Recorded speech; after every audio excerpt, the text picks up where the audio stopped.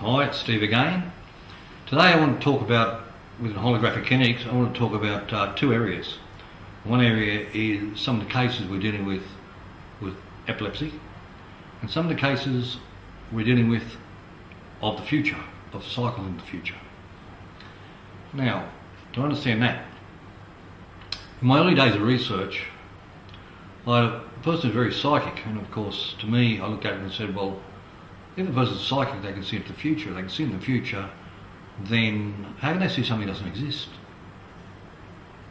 And I realised that what takes place is that everything's happened before, 3 dimensions of time. There's been a past parallel, there's a present, and there's a future.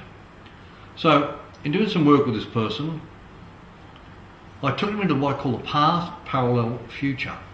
So they went into the future and they saw events for the next week to come true. Every event came spot on, 6 o'clock in the morning, 9 o'clock in the morning, 3 o'clock in the afternoon. Every event, 10 events took place, and everything was spot on. And one of the events that also took place was that she also predicted her death in 1.5 years' time, which she died in 1.5 years' time.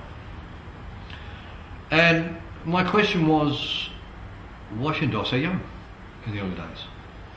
So I went to look at, and it went back to, I think at the time it was 1211. She was the daughter of the advisor of King Frederick of Russia, back in the time when the Russian-speaking people were the peasants and the high-class people spoke French. And she belonged to a witches' coven, and she offered, I think it was 6 babies to poor people. She bought 6 babies from poor people in the village and offered them as human sacrifices. And once they caught her, they burned her at the stake, and this is how she died. Some thought, but how come she had all this knowledge? And then when she predicted her death in the future, my question again was, why should I so young? And I got used to listening to my spirit. And when I asked the question, it said, she took many young lives, therefore she has to experience many young lives. Which made sense. That made sense. You know, I've had a chap came to me one day, he's throwing epileptic fits. And we went to look at these epileptic fits, and he went back to a past life.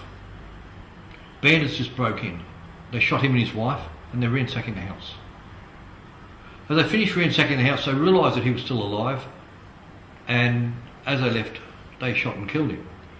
But before they shot and killed him, he was laying in bed with his wife who'd been shot and was dying, and he was holding his wife, and he said, I'll always be there for you. I'll always be there to take care of you. So, as we're coming back in present day, the next minute, this woman, his wife, is over in the corner feeding her 3-month-old baby. And the next moment was, oh my God. I said, what? I've just seen my wife and 10-year-old daughter in 10 years from now going to a 10-year-old birthday party and killed in a head-on collision in a car. Isn't this interesting? So I unfolded time and space for the future. So he changes the future by driving the car 10 years from now and being to remember the event, so he lives half an hour later. This we did, but we're looking at this. What had taken place was half of him was in the deja vu parallel of the future. In other words, the past parallel, he's in it, and the other part's in this dimension. He's in 2 worlds. And as he's in 2 worlds, he's showing epileptic fits between the 2 worlds because he's in neither one or the other. Until we dealt with what we needed to deal with to make changes that dimension, and then the epileptic fits ceased to be.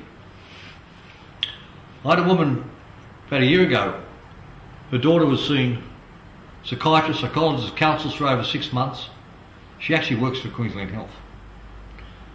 She'd been seeing neurologists. Her daughter's been throwing epileptic fits for every 2.5 hours. This has gone on for 6 months. She came to me, put her on the table, went back to 9 years old. This triggered off a sleeper. We're back into the past. And the sleeper, what had taken place was an entity had actually jumped her and was trying to jump her again. We unfolded time and space, brought the entity up, took him out. She'd been back at school for over 12 months without a fit. Showing you how dimensions can interfere with some of these children that are throwing epileptic fits.